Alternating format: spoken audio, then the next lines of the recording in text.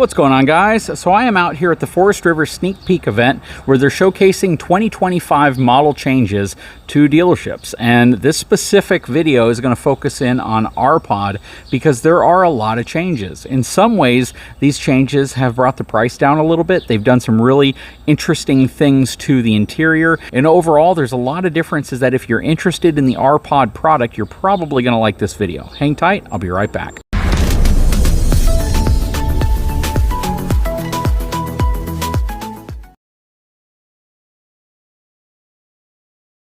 Okay, so a lot of these units aren't going to have their stickers on them yet because they're either prototype units or they're just hitting the ground. Let me see if this one does. So this one does not have a sticker on it yet, so I can't give you the weight and that information. However, I can definitely give you a tour and show you some of the new things going on with RPOD. First of all, you might notice that the typical narrow look to the RPOD on certain floor plans has kind of gone away. Not on all of them, but on some of them. And what I mean by that is it's wider than it's ever been. There's a lot of cool things going on here, and they've also removed a few features that were important to a very, very small number of folks, and we'll talk about that as well. So, starting up front, working our way back, we got a power front tongue jack up front. We have a spot for two 30-pound propane cans. You can fit two batteries here as well. You have the scissor-style stabilization jacks. Slam latch right here. Looks like all the decor is in here that hasn't been set up yet. Good storage amount because you can see they stuffed that full of stuff. Lippert Solid Step 4.0. You have your running gear right here. So it still has a very nice aggressive off-road stance, but they've now removed the independent suspension option because quite frankly, people weren't buying it. They weren't opting for it. They would traditionally opt for the lower cost system, and now they've given you the traditional leaf sprung suspension. So in my opinion, they probably could have gone to like an Easy Flex or some type of an upgraded suspension equalizer. These things are typically light enough that they're not required, but it would still be nice to go with something like that. With these off-road Westlake tires though, they have a real soft sidewall to them, so that also acts as some of the suspension dampening in the case of this type of setup.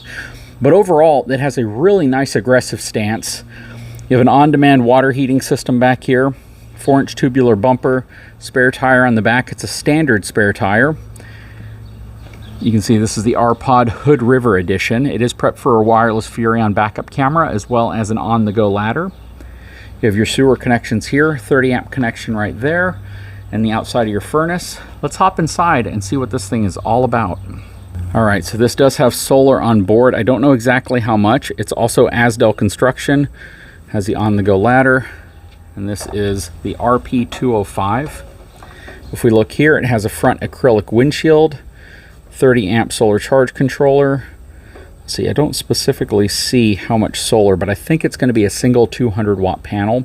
Central vac system. Let's see, what else do we have here? Premium window treatment, enclosed underbelly with forced heat. All right, let's step inside. One thing I love right off the bat about this floor plan is that it has no slide outs.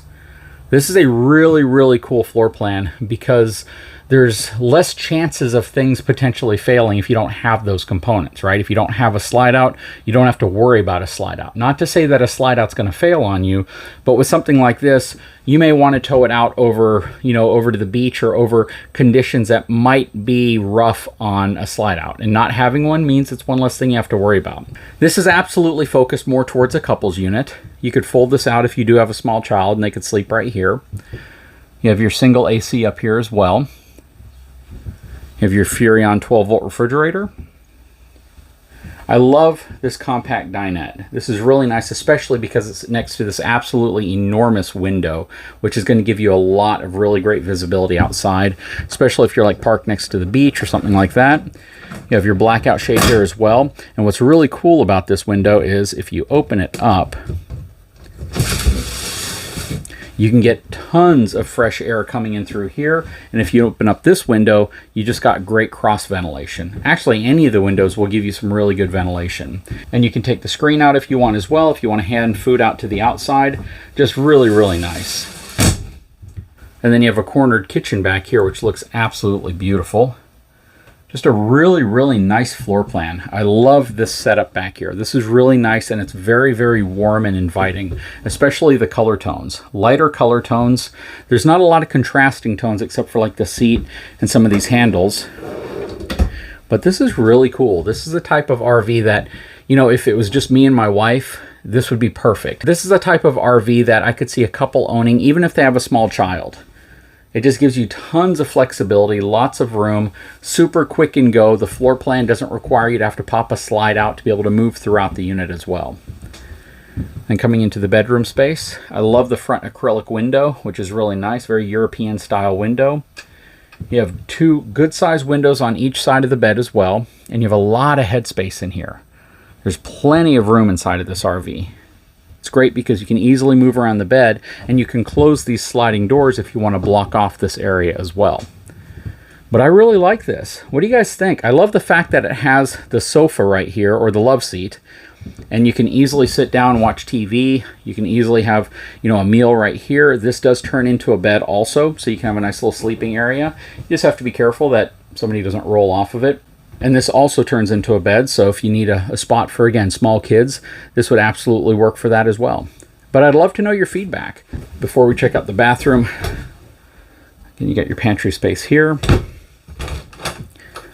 It's got a good sized bathroom. You got a medicine cabinet right here, nice cornered sink, has that live edge finish to it, but this is thermofoil.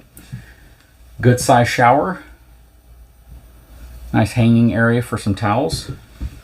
It is not a porcelain toilet, that's a plastic toilet, but you do have some storage under here. And then some space right there for shampoos and things like that whenever you're on the road. You've got your microwave down here, 2-burner cooktop up here, and then you got storage in this area. This is a cool floor plan. I really, really like this. I'd love to know what your opinion is. Please leave a comment below.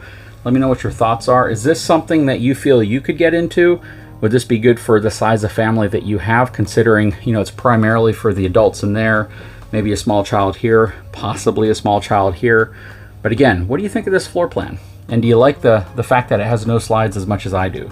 Guys, if you haven't had a chance, please take a moment, subscribe to the channel, give me a thumbs up. Please leave a comment below, and we'll talk to you again very soon.